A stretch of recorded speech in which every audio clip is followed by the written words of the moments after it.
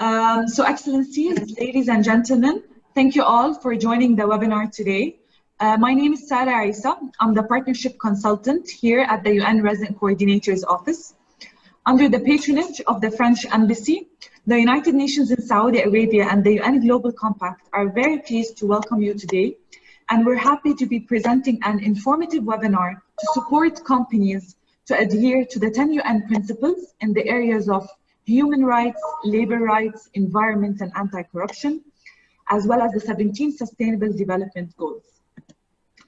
We will begin with welcoming remarks by Her Excellency Nathalie Fustier and His Excellency Ludovic. Then I'll be presenting the latest guidance, trainings and tools and support available from the UN Global Compact and how sustainability can give your company a competitive advantage. Then we will hear from Société Générale, Mr. Amin, and Angie, Mr. Turki, about how they're aligning their strategies and their operations with the 17 Sustainable Development Goals and the programs that they put into place. So welcome Mr. Amin and welcome Mr. Turki. Finally, we will leave some time for some questions and answers. So please note down your questions in the chat box and we will answer them at the end of the webinar. So without further ado, I would like to give the floor to Her Excellency Nathalie Fustier. Over to you. Thank you, Sarah. Good afternoon, everybody. So I don't know why apparently I cannot connect to the video. So bonjour, Your Excellency Ambassador Pouy, Cher Ludovic, business leaders. We are delighted to be hosting this event with the French Embassy and bringing together business leaders from different industries in Saudi Arabia to raise awareness on the SDGs and the 10 UN principles in the areas of human rights, labor rights, environment, and anti-corruption. There are currently 22 UN agencies, funds, and programs working with Saudi Arabia. The UN agencies plan and work together as part of the UN development system to promote tangible results in support of Vision 2030 and the 17 Sustainable Development Goals adopted in 2015. The UN in Saudi Arabia has invested in developing a partnership strategy that envisages a facilitation and a convener role for the UN in collaboration with key ministries, private sector, academia, civil society, and with regional and municipal level administrations, as well as an incubator role for sustainable partnerships and sustainable finance for the SDGs and Vision 2030 to promote long-term sustainable partnerships. Among our ongoing initiatives, we are developing surveys of private sector, academia, and civil society in Saudi Arabia to gauge interest in partnerships, including on specific SDGs and Vision 2030. We have also developed a local network of ECOSOC accredited Saudi organizations to extend the dialogue on the SDGs in ECOSOC and related fora to a broader Saudi context and encourage local dialogue on SDG global issues. As part of our localization of the SDGs, we are developing a UN country team outreach program to begin engaging with key ministries, with private sector, civil society, and academia. The proposed format includes roundtable discussions on priority SDGs and areas of Vision 2030 to encourage partnerships. As part of our private sector engagement, we are working with the UN Global Compact to establish a Global Compact local network in KSA. We have also signed a letter of understanding with Ministry of Economy and Planning and with the Council of Saudi Chambers to cooperate on mainstreaming and advancing the SDGs on a wider scale among the private sector across the regions of Saudi Arabia. While every segment of society can be doing their part too, the private sector is well positioned to help implement the SDGs.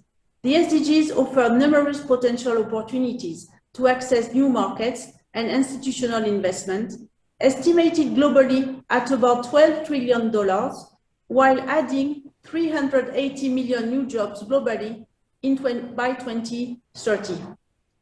The UN Secretary General Antonio Guterres has spoken on the critical role of the private sector in helping to address global crises, from climate change to recovering from COVID-19, and has also spoken consistently on the crucial role that the private sector can play in helping every country achieve the SDGs.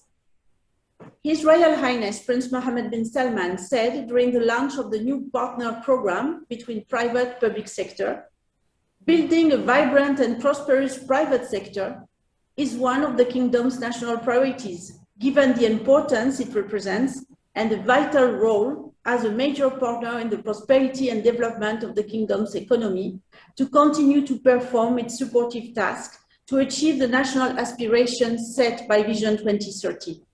In Saudi Arabia, we are building a platform for businesses in collaboration with the UN Global Compact to work together to identify common challenges and shared goals alongside government, civil society, academia, and relevant UN partners.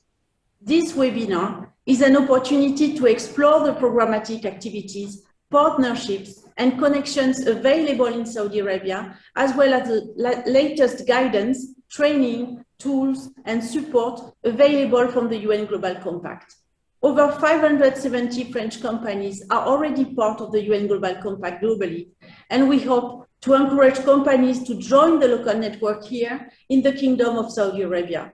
I am also very pleased to welcome our champions, Mr. Turki from NG and Mr. Amin from Société Générale, for their support and for being active members of the Global Compact in KSA.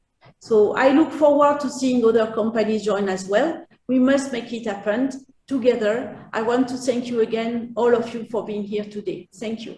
Over. Thank you, Natalie. Now over to His Excellency. The floor is yours. Merci beaucoup. Bonjour à toutes et tous. Ladies and gentlemen, merci Nathalie.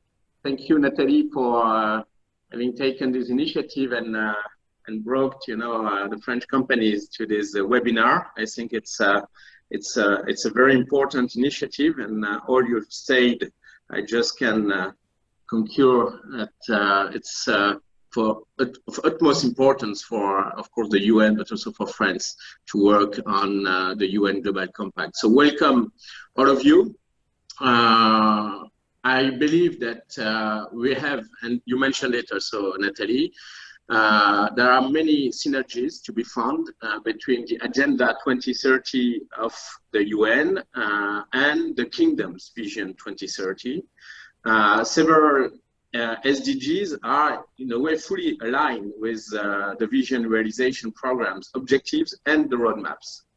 So goals related to, for instance, sustainable cities, renewable energies, climate action, the well-being of the population are only a few of the many ambitions the Kingdom and the UN share.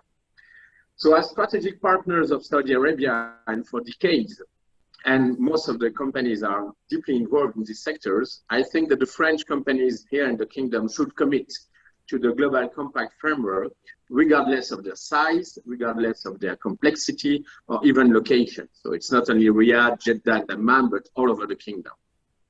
So for these global issues cannot be addressed, but collectively, the UN Global Compact 10 Principles and Agenda 2030 offer great opportunities to commonly foster good practices into strategies and operations in tomorrow's business model, as Nathalie just mentioned. So the idea is, of course, to have a principle-based approach to doing business and to advocate fundamental responsibilities in the areas of human rights, labor, environment, anti-corruption. And when you join the UN Global Compact, you are making a statement, of course, about your values, which in return benefits both society and your company's long-term success. So this is why France supports the action of the United Nations Global Compact and all the local networks, especially here in Saudi Arabia, because they play an essential role in the appropriation of the SDGs by not only the economic actors, but also the public opinion at large. France, as you may know, is deeply involved and committed to the implementation of SDGs, both at the national and international scale. The Prime Minister has mandated an interministerial delegate for sustainable development in close partnership with the Ministry of Europe and Foreign Affairs. So this delegate manages a network of senior sustainable development officials who coordinate all issues linked to the SDGs and works to map public policies that need to be undertaken through the conceptual framework provided by Agenda 2030. Given our long-standing and commitment to sustainable development, France was among the very first countries to present on a voluntary basis its 2030 agenda implementation approach, less than a year after it was adopted. So we take really great pride in seeing that France has achieved a very high standard of living and quality of life, driven by inclusive social security systems, and we succeeded in developing state-of-the-art public services. But as you know, there is still a lot to be done, and many efforts are now made as we speak to address issues related to social, education, gender equalities, especially within the the context of the pandemics, which has aggravated all those equalities, and also to try to foster a more sustainable management of natural resources.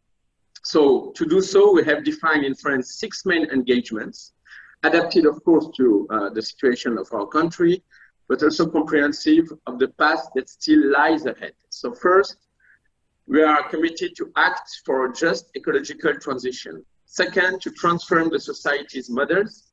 Third, to build lifelong education and training systems. 4, to act for everyone's health and well-being. 5th, to foster citizens' engagement in implementing the SDGs. And 6th, to build a sustainable European and international ecological transition. So we have also put forth exceptional financial commitments in favor of Agenda 2030's objectives, mainly through l'Agence Française de Développement, AFD. Last year, despite the COVID-19 crisis, AFD Group's commitments amounted to more than 12 billion euros, like in 2019. And in October, the agency has launched an ambitious initiative under its new SDG financial policy by issuing SDG bonds on the capital market for a total of 2 billion euros. So this innovative issuance framework broadens the scope of eligible loans to areas of social policy, primarily health, education, and consolidates, of course, AFD's role as a pioneer and key player on the global scale in the SDGs global efforts. Last but not least, of course, SDGs related to the fight against climate change hold an important meaning to France, which has, of course, led many initiatives in this regard. As host of the COP21, we committed to supporting the multilateral negotiation process that led to this unique agreement aiming to keep global warming at bay. We are also behind the One Planet Summit, which was held by President Macron in 2017 for the first edition. And the 4th edition, which was held in January this year, we have co-launched with Costa Rica, the High Ambition Coalition for Nature and People, with ambitions to bring parties together to adopt a nature protection agreement before the end of the year. And of course, here in Saudi Arabia, it's absolutely key, the protection, especially of nature, biodiversity, within, of course, the Saudi Green Initiative. We have also more recently co-hosted with the UN and Mexico at the end of June, the Generation Equality Forum to foster gender equality and women's rights. And we think that the multilateral approach is absolutely key on these global issues. And France, of course, is fully dedicated to the promotion, implementation of the Agenda 2030, not only on a national scale, but also within the EU, within the UN, and within the G7 and G20, and inside with G20, of course, with Saudi Arabia. In conclusion, I would like to restate that, as Natalie rightly mentioned, governments, businesses, civil society, citizens all have to take action And of course, the private sector is indeed very well positioned to help implement the 2030 agenda. So as a French ambassador, I really take pride in seeing that over 570 French companies are already part of the UN Global Compact globally. And I gladly add my voice to the one of Nathalie in calling the whole French business community here in Saudi Arabia to join the local network. And I would like, of course, to thank my dear colleagues and friends from ENGIE and Société Générale, the UN Global Compact champions who are with us today, and of course, the many more who will join us on this path. So thank you. I wish you a very, very fruitful seminar. And I'm very glad to, for me, it's just the first step. I'm very glad to invite all of you, maybe after the summer, in the French residency to host an event, hopefully to announce, the French companies joining the UN Global Compact. Thank you again. Merci à tous. Thank you, Your Excellency, and thank you for your time. So now we move to UN Global Compact. So I'll just walk you through a brief presentation about the UN Global Compact, what are our latest guidance, trainings, and tools, and the current programs that we're holding here in Saudi Arabia. So about the UN Global Compact, we were launched back in 2000 by the UN Secretary General Kofi Annan. Today, it's the largest corporate sustainability initiative around the world. So we have over 13,000 businesses that have joined this initiative. We also welcome non-businesses to join. So we do have NGOs and academia that also join this platform. The way that we operate is that our headquarters is based in New York, but we have local networks around the world. In the Middle East, we have one in Dubai, we have in Lebanon, in Jordan, in Egypt. And currently, we are trying to launch a local network here in Saudi Arabia. The main mission of this network is to help companies align their strategies, align their operations with the 10 UN principles, as you can see here on the screen, and the 17 Sustainable Development Goals. So how we help companies? We understand that it's a challenge. Some companies are already reporting on the SDGs. Some companies are still not aligned with the Sustainable Development Goals. So we understand that this is a challenge for many companies. So all companies, as the ambassador has mentioned earlier, whatever your size is, whatever your sector is, you can contribute. Through the UN Global Compact, you will be able to connect with expert peers at the local and the international level. You'll be able to learn a lot of tools and trainings that we provide for our members. You'll be able to lead and at the same time communicate.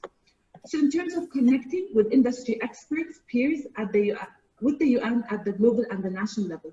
So we do run a lot of events globally. Here's our upcoming events that you can take part with, be it on gender equality, on innovation, on climate change, and so forth.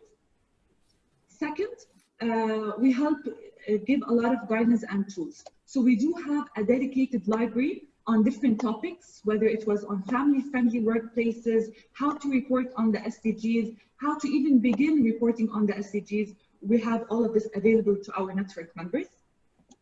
We also provide a lot of tools. So we have something that we call the SDG Action Manager tool, where companies would be able to just write down what industry they're working on, and then the tool would automatically give you what type of SDGs that you should work on. We also have something that we call the UN Global Compact Academy. This is accessible to all employees of the company. They can gain certificates on different topics on human rights, labor rights, environment, and anti-corruption, and it's available to all members of the UN Global Compact. We're also planning to do working groups for the local network here in Saudi Arabia, where you'll be able to learn from peers, discuss your challenges, discuss the best practices, network opportunities on different topics, depending on the UN priorities here in Saudi Arabia. And we also encourage all companies to lead. So you'll be able to join campaigns that you can take part of for businesses to publicly support different campaigns, whether it was on climate change, whether it was on gender equality, on human rights, and so forth. And then finally, we help communicate what you're doing publicly. So for that, each company that decides to join a network, it has a dedicated participant profile that is publicly available. So here's an example of a company that is a member of UN Global Compact. You will be able to see what SDGs they are working on. You will be able to see what they're reporting on, what kind of initiatives that you can even take part of. We also have a media toolkit that is dedicated for this company itself. So all your tweets, everything that is being produced on LinkedIn or on your social media platforms would be publicly available on the UN Global Compact's website. And you will be able to take part in our annual competitions. This is one of the competitions that we hold every year, which is called the SDG Pioneers Program. So there's a lot of things that you can take part at the UN Global Compact. As for the business case, businesses would now tell us what's in it for me to take part or to embed sustainability in my strategy and in my practice. So first, any customer or any employee, now more and more we are seeing it, that they're interested to take part in companies that are embedding sustainability in their strategy. So you have a customer loyalty, better employee relationship, better supply relationship, sales and marketing, and better media coverage. It also drives greater profitability, higher corporate valuation, and then the short-term and long-term value creation for shareholders and for society. So here's just a small statistics. So 99% of the CEOs from companies that have a revenue over 1 billion, they believe that sustainability will be important to the future success of their business. So as you can see here, companies that are embedding sustainability there's an increase in their brand, in their revenue growth, they're reducing their costs and risk mitigation. Here's also another statistic. So investors now more and more are listening. 88% of the investors, they believe that companies that prioritize their ESG initiatives, they represent better opportunities for long-term returns than companies that do not. So what are the participating companies of the UN Global Compact saying how we are helping them? So first, 80% of those companies, they're saying because of UN Global Compact, we are advancing our sustainability in our own company. 66% saying that they are guiding us their corporate sustainability reporting. 68% are driving implementation of sustainability policies and practices. And 48% are shaping the company's vision. So what's happening here in Saudi Arabia? Of course, with the support of the UN Resident Coordinator's Office, we could have done it without the RCO. We are planning to launch a local network here in Saudi Arabia. So far, we have over 27 organizations that have already joined locally. And here, as you can see, some of the logos of those participating companies that are members of the UN Global Compact here in Saudi Arabia.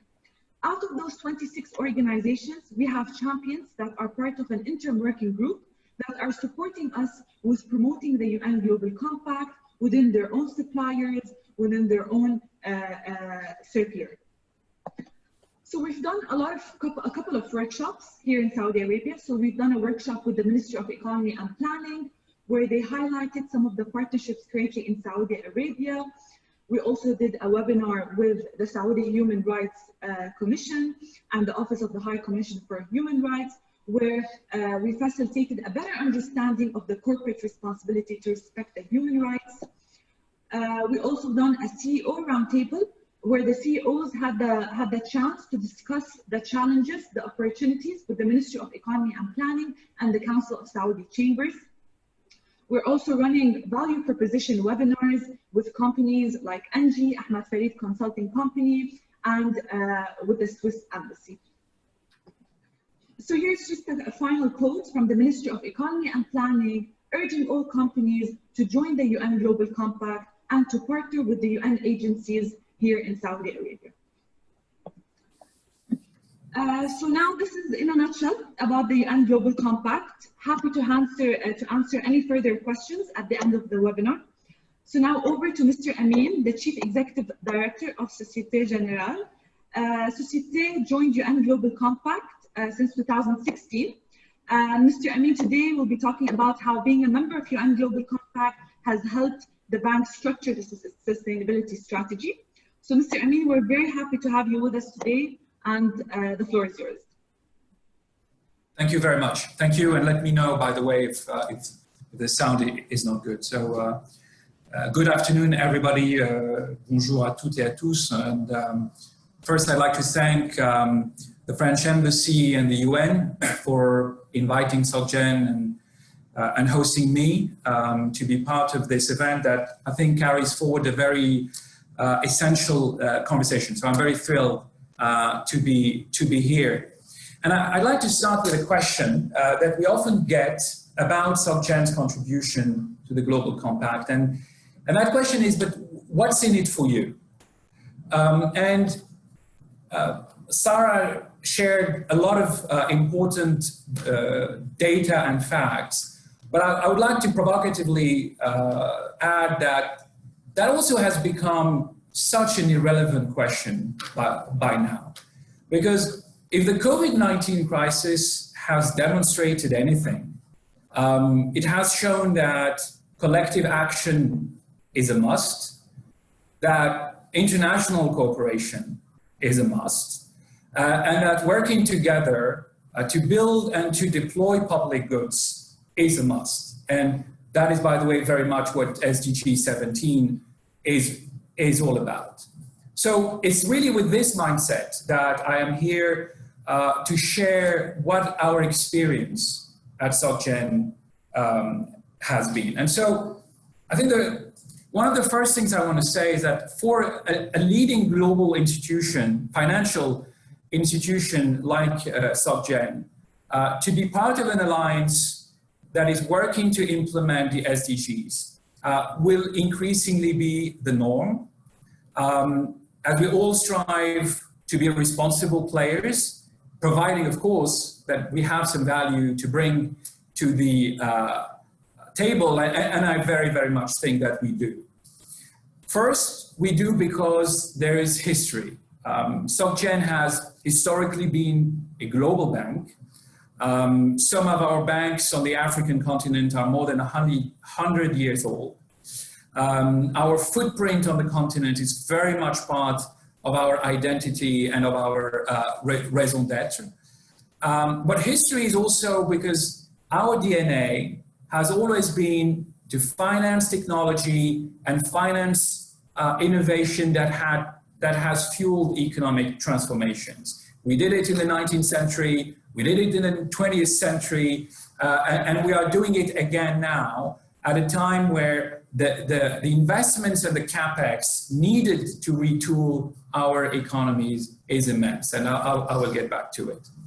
So first, there is for us at SocGen history. Second, there is the very essential fact that the SDGs implementation is a financing challenge of massive proportions. $90 trillion must be invested if we want to reach and to achieve the SDGs. And if you only look at the period between 2015 and 2020, the funding gap has been around 2.5, 2.6 trillion per year. So when you're considering these staggering numbers, obviously for SocGen as a bank, we do have a key role to play here, because really our core function is to allocate our capital, to allocate our risk in a way that promotes economic growth for our clients. So our financing expertise, especially I would say us, because we have this deep expertise in structured financing, which means export finance, project finance, asset-backed finance. This is globally in the region, in Saudi, something that is key to this global effort. And so, as I was saying, we really want to play our part, and we really want to play our part fully. So, playing our part fully, what does that concretely mean? I think it means three things. The first one is we must adhere to the new set of norms. The second one is we need to help shape these new sectors that are emerging to support the development of the SDGs. And the third one is to actually, and that's our bread and butter and day-to-day work is to finance and to advise actual transactions and projects that are going to push the SDGs forward. So just for a couple of minutes, I will take these three aspects one by one. So what does adhering to a new set of norms look like? For example, 2019, SocGen signed the principles of responsible banking. I will not take you through each one of these principles, but for example, at the core of it, there is the notion of impact and of targets that are set to measure your impact. At the core of it is you work responsibly with your clients to encourage them towards sustainable practices. Concretely, again, what does adhering to a new set of norms mean? It means that we committed to reducing our oil and the exposure of our portfolio to oil and gas by 10% by 2025, or that we have committed to eliminating coal from our portfolio by 2050, and the deadline for OECD countries is even before 2050. Second thing I was talking about is shaping new sectors. As most of you know, one of the sectors we are hearing increasingly about in the context of the energy transition is clean hydrogen. So in January 2020, SocGen joined the Hydrogen Council, supporting the development of hydrogen for this energy transition. The goal being that we want to reach a state where clean hydrogen is commercially viable. And for that to happen, there are very substantial, innovative financing that will be required, even by, let's say, 2025. And by the way, green hydrogen has the potential, clean hydrogen has the potential of meeting up to 18% of the global energy needs. So that's one example of how you can contribute to shaping a new sector. Third point, and by the way, hydrogen is essential to the kingdom as well, because the kingdom's major players like Saudi Aramco have very, very ambitious plans to position Saudi in that field. And we want to be part of that. Third part is what we do every day, financing projects that are achieving SDGs. And here, I don't want to give you a list because I don't want to bore you with the list, but I will walk you through, just for the year 2020, a small sample of the kind of work that a bank can do. We financed a floating solar project in Taiwan. We helped issue the first sustainability-linked bond in the cement industry for a European client. Financed a carbon-free bus network in Bergen in Norway.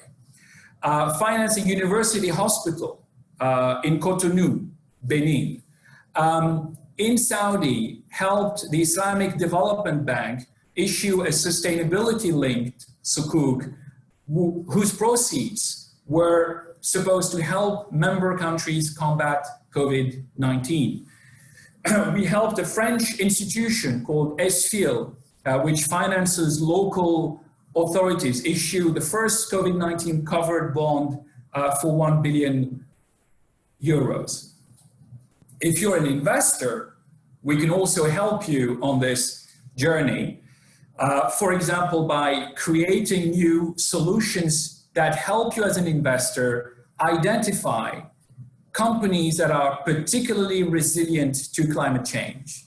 And for example, we have an index that identifies US companies that are taking clear and positive climate change action. So this is our day-to-day, and that means that so many of our teams are actively deploying balance sheet, deploying their knowledge to advance the SDG agenda, whether directly or in an indirect way. So As SocGen teams, I think, as managers within SocGen, and SocGen is more than 150,000 people working on these topics in the world. I think we are proud that as a bank, we are seen to be part of the solution. We know that sometimes in the past, we as banks have been seen as part of the problem. This is different. And so we need to be able to build on this, one, by carrying this work forward, two, by also making sure, and that's an essential point, and I don't have that much time to go into it, but it is an essential point that we make our inner functioning, our organization, the way we deal with our teams, the way we deal with issues of inclusion, of gender equity, that also reflects these commitments, and that we act as a true responsible employer. So I think that's a very brief summary of what our journey is and the principles that it's built on. I just want to add with one quick word that's, I think, an important word for us in the context of the kingdom and in the context of the region. We very much believe that this region and the kingdom can and will be leaders in the transition of the energy world. We do not think that the region will be a victim of this transformation. And as at SocGen, we very much want to be part of this journey, and specifically in Saudi. Thanks, and happy to then take any questions. Thank you, Mr. Amin. Let's see if we have any questions for Mr. Amin.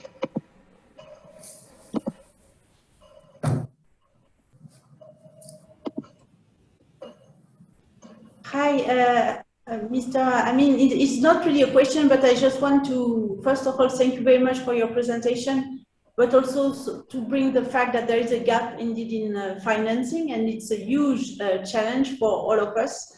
I wanted also to say that we will be launching a research, the result of a research we did on how our CAF in Saudi Arabia can support the SDGs. And this has been done in 2 years with the Islamic Development Bank. So we hope to do that in August or maybe September. We will see when it's the most appropriate. And I think it's really linked to this issue of financing. And we hope that exploring this kind of innovative financing will help us also to make a difference with the SDGs. So thank you very much for your presentation here. Over. Thanks. If I may just follow up on your remark very, very briefly, because I don't want to monopolize the presentation time. I think the point you made on our path, and generally speaking on philanthropic institutions that are sitting on large pools of capital, is essential. I think there's still a lot of work to be done to provide them with the solutions to be active in this market. And I think, to me, there are two very large pools of investment in the kingdom and in the Gulf that are key to this: the philanthropic world and the sovereign wealth fund world. And back in 2019, SocGen produced a white paper that's still available called Game Changers, and how the different ways, the multiple ways in which you can channel the capital of sovereign wealth fund, because they are such an accelerator because of their size, because of the fact that they are trend and norms setters to actually help accelerate the transition, the sustainability agenda, and the SDGs in a very broad way. Thanks. Thank you. Very interesting conversation. So now over to Mr. Turki. He's the Chief Executive Officer of ENGIE. ENGIE has recently joined the local network here in Saudi Arabia in 2020. And we're very proud to have you part of the inter-working group and supporting us with UN Global Compact. So Mr. Turki, over to you. Thank you, Sarah. Hello, everyone. And I'd like to start off by thanking His Excellency the Ambassador Her Excellency Natalie, for hosting this really important event, in my opinion. The message I really want to get across, I would say, from the get-go is when it comes to ESG compliance, sustainability, SDGs, this is no longer an option, in my opinion. I believe this is inevitable. It is critical to the survivability of any company moving forward. And what I would like to show in my speech today is why is that really the case. So if we look globally, there's over 120 countries that have already committed to a carbon transition by 2050 or before. If we look at the EU, largest green stimulus package globally, 560 billion US dollars.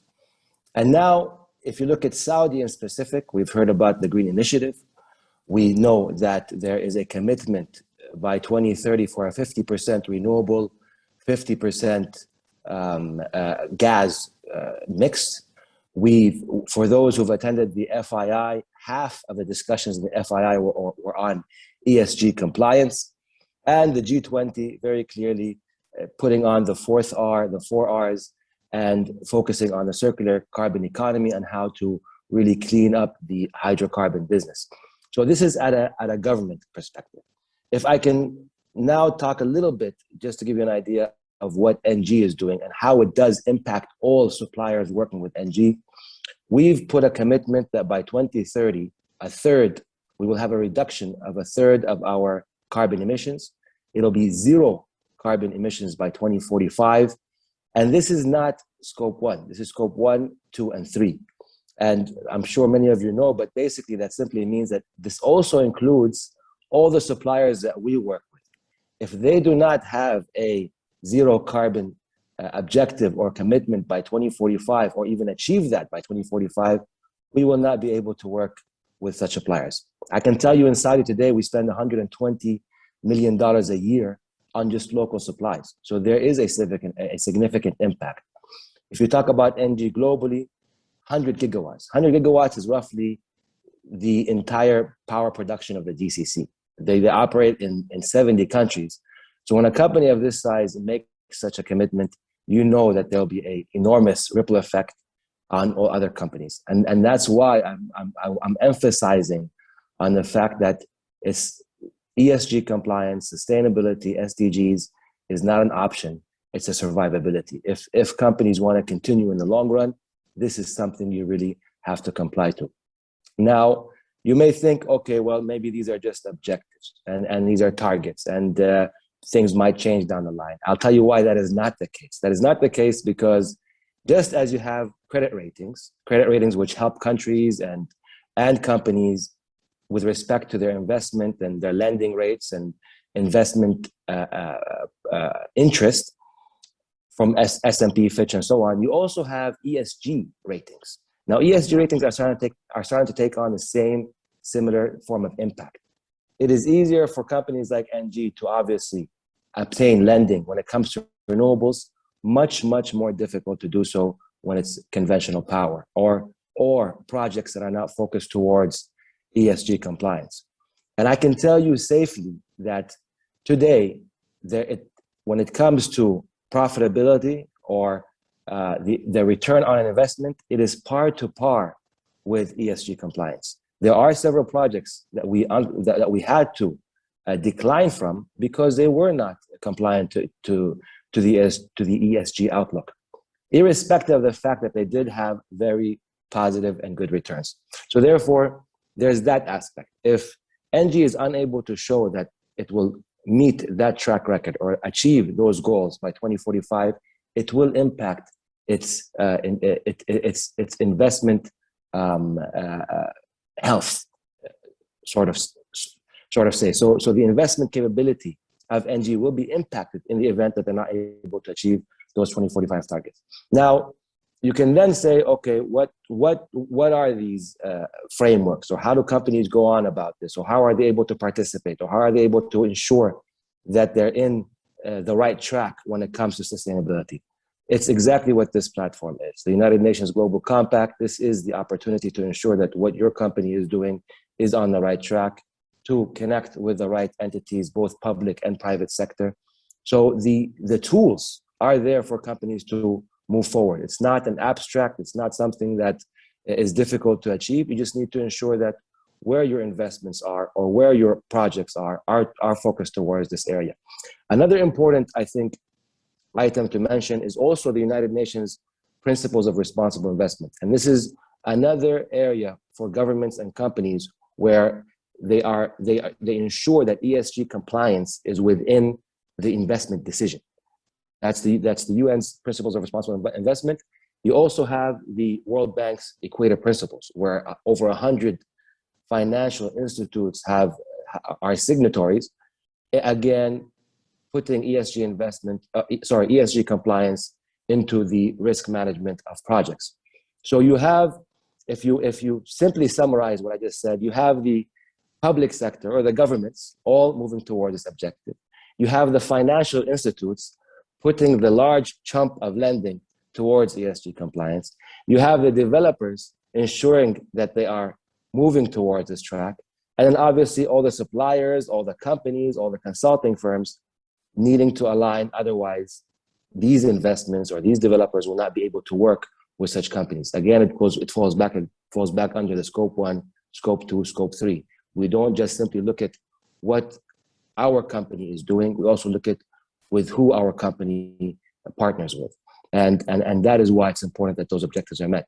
And then obviously through that, to complete that circle, you have the UN, you have the World Bank to ensure that companies are moving towards this direction, to ensure that it's done in the right and proper way.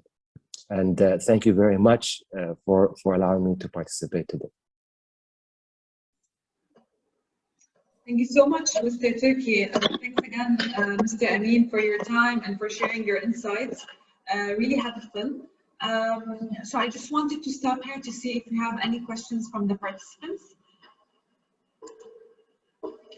So definitely, I just had a comment from one of the companies. We will be sharing this presentation with all the attendees and the recording of this webinar, so you can make use of it. And just as a reminder, the UN Global Compact and the UN here in Saudi Arabia is here to help you on your sustainability journey.